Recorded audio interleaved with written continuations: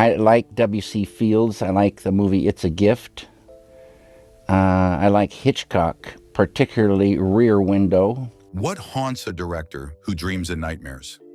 It's going to be seen one time, and that's going to be it. The reaction, the Eraserhead is Eraserhead, and it was meant to be just that way. David Lynch operates like a psychoanalyst with a camera. Action! Excavating the American unconscious, one disturbing image at a time. We have a scene on the north side of Hollywood, just a little west of Vine. Behind every surreal sequence and impossible narrative twist. No, you stay there with Harry Dean. Orders, doing my own thing. Yeah, let him go on his own. Lies something more unsettling than artistic experimentation. It's recognition. Stay back! Background! Action! The uncomfortable acknowledgement that reality is far stranger than most people allow themselves to admit. Lynch doesn't consume cinema for entertainment. He studies it for psychological blueprints, seeking directors who dared to translate the language of dreams into moving pictures. 7 films became his graduate education in subconscious archaeology, teaching him that the most honest stories emerge from beneath polite surfaces. From Hollywood's gothic decay to suburban respectability hiding monstrous secrets, from identity dissolution to the corruption of innocence, Lynch absorbed lessons that most filmmakers avoid because they're too psychologically dangerous. These masters showed him that audiences crave the very experiences they claim to fear. Here are the movies that taught David Lynch how to make the unconscious visible, and why his exploration of psychological darkness feels more authentic than most people's attempts at depicting normal life. 7. Lolita, 1962. Kubrick found a way to film the unfilmable by making the camera complicit. When Lynch discovered Lolita, he encountered his masterclass in how artistic restrictions could inspire rather than limit creative expression. I watched it with 3 other people, and Lolita is one of my favorite films, and so decided to watch it just the other night. Humbert's obsession with his teenage stepdaughter, filtered through 1960s censorship requirements, became Lynch's template for suggesting forbidden content through implication rather than explicit depiction. James Mason's performance, balancing intellectual sophistication with predatory calculation, taught Lynch how unreliable narrators could seduce audiences into sympathizing with morally reprehensible protagonists. Humbert's cultured European manner, disguising his psychological damage behind literary references and philosophical justifications, influenced every Lynch character who uses articulate speech to mask disturbing impulses. The film's suburban American setting, where European decadence corrupts New World innocence, became Lynch's understanding of how familiar environments could harbor unimaginable secrets. Kubrick's visual strategy, using close-ups and suggestive editing to imply rather than show inappropriate relationships, demonstrated how cinema could communicate dangerous ideas through technical craft rather than obvious content. Sue Lyon's Dolores, trapped between childhood and premature sexuality, showed Lynch how victims could appear complicit while remaining fundamentally powerless. The film's moral complexity, forcing audiences to recognize their own uncomfortable responses to forbidden material, taught Lynch that the most effective psychological horror makes viewers complicit in protagonists' transgressions. 6. The Wizard of Oz, 1939. Fleming didn't adapt a children's book. He created America's collective unconscious. When Lynch discovered The Wizard of Oz, it catches hidden things, and it's an absurd sort of story, but incredible performances. he found his template for how fantastical journeys could reflect psychological development while maintaining surface innocence.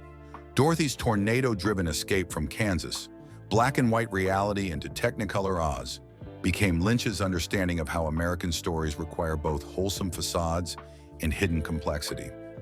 The film's color transformation, moving from sepia-tone farm life to vivid fantasy landscapes, taught Lynch how visual techniques could represent internal psychological states.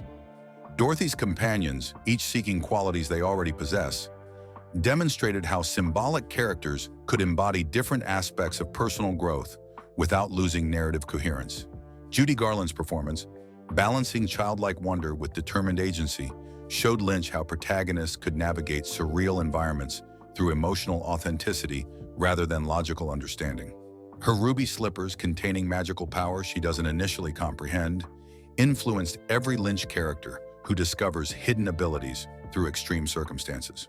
The film's production design, creating Oz as fully realized alternative reality with consistent internal logic, became Lynch's model for constructing impossible worlds that feel completely believable while occurring. Fleming's integration of musical numbers into story progression, where songs advance character development rather than interrupting narrative flow, taught Lynch how artistic stylization could enhance rather than distract from emotional truth. 5. Persona, 1966. Bergman didn't explore psychology. He performed surgery on consciousness itself. When Lynch discovered Persona, he encountered his education in how silence and speech could reveal different aspects of human personality. And I just had a desire came from this to make this film, and so we did. Elizabeth, the actress who stopped speaking, and Alma, the nurse who won't stop talking, gradually merge into psychological indistinguishability, becoming Lynch's template for how identity operates as fluid construction rather than fixed reality. Liv Ullmann's wordless performance, communicating entirely through facial expressions and physical presence, taught Lynch how actors could convey complex internal states without dialogue. Her character's refusal to speak, initially mysterious but gradually revealed as profound psychological choice, influenced every Lynch character who communicates through behavior rather than explanation. Bibi Anderson's Alma, whose monologues reveal more about herself than her patient, demonstrated how confession could become contamination. Bergman's visual minimalism, using stark black and white compositions to focus attention on performance subtleties, became Lynch's understanding of how technical restraint could amplify psychological intensity.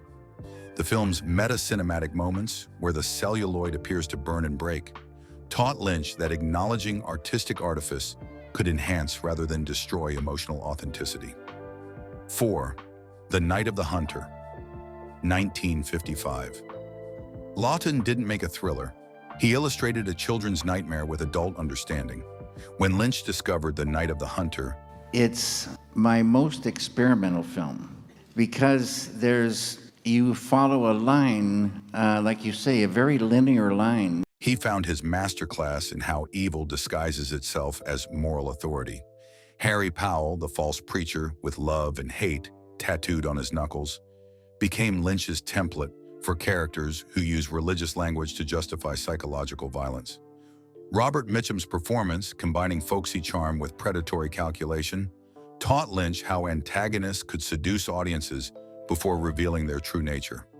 Powell's ability to convince adults of his righteousness, while children instinctively recognize his danger, influenced every Lynch character who operates behind masks of respectability.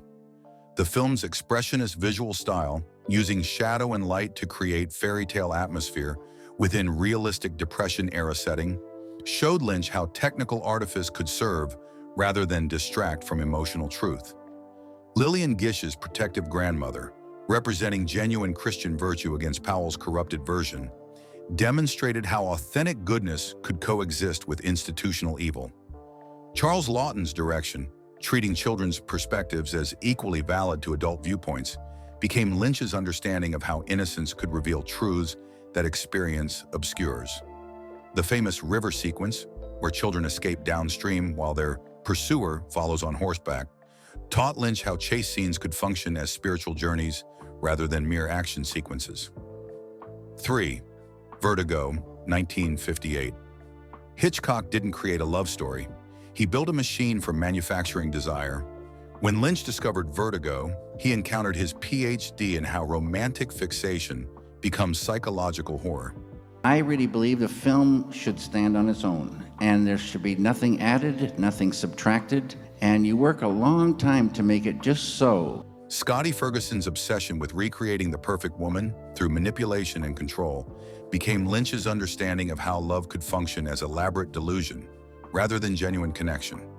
Kim Novak's dual performance as Madeline and Judy, the same actress playing artificially constructed versions of femininity, taught Lynch how identity could be manufactured through external details rather than internal authenticity.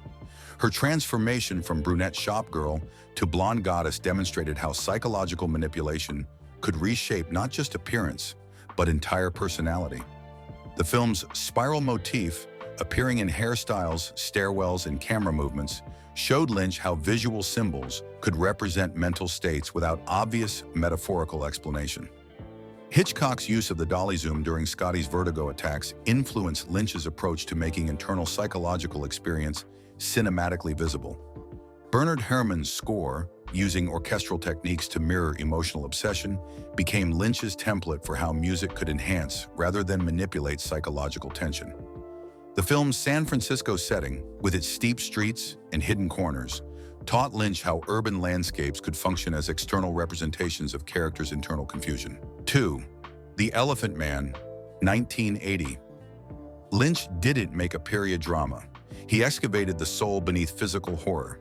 When Lynch created The Elephant Man, The first script is a story entitled The Elephant Man. he drew from his understanding of how society's treatment of difference reveals its own moral deformity. John Merrick, trapped within a grotesquely misshapen body while possessing extraordinary sensitivity and intelligence, became Lynch's meditation on how external appearance masks internal reality. John Hurt's performance, communicating profound humanity through elaborate makeup and physical restriction, demonstrated how actors could transcend prosthetic limitations to achieve genuine emotional connection.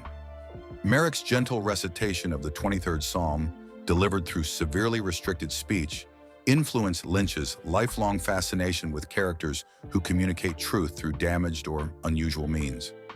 The film's Victorian London setting, with its theatrical freak shows and medical curiosity, showed Lynch how historical periods could serve as metaphors for contemporary social cruelty. Anthony Hopkins's Dr. Trevis, initially motivated by scientific interest before developing genuine compassion, represented Lynch's belief that authentic human connection transcends initial prejudice. Freddie Francis's black and white cinematography, using shadows and light to create both beauty and horror within the same frame, became Lynch's visual vocabulary for finding grace within grotesque circumstances. The film's exploration of how society creates monsters through its treatment of difference taught Lynch that the most disturbing horror emerges from human behavior rather than physical abnormality. 1. Sunset Boulevard, 1950. Wilder didn't expose Hollywood's dark side. He performed a seance with its ghosts. When Lynch discovered Sunset Boulevard, I love Billy Wilder, Sunset Boulevard in particular, and I've watched it over and over. he found his understanding of how industry decay breeds psychological horror. Norma Desmond's crumbling mansion, filled with photographs of her silent film glory, became Lynch's template for how physical environments reflect mental deterioration. Gloria Swanson's performance, balancing tragic delusion with genuine star power, taught Lynch how characters could simultaneously embody truth and fantasy. Her famous declaration, "I am big, it's the pictures that got small," influenced every Lynch character who refuses to acknowledge changed circumstances. The film's narrator, Joe Gillis, speaking from Beyond Death, showed Lynch how storytelling could transcend conventional reality without losing emotional authenticity.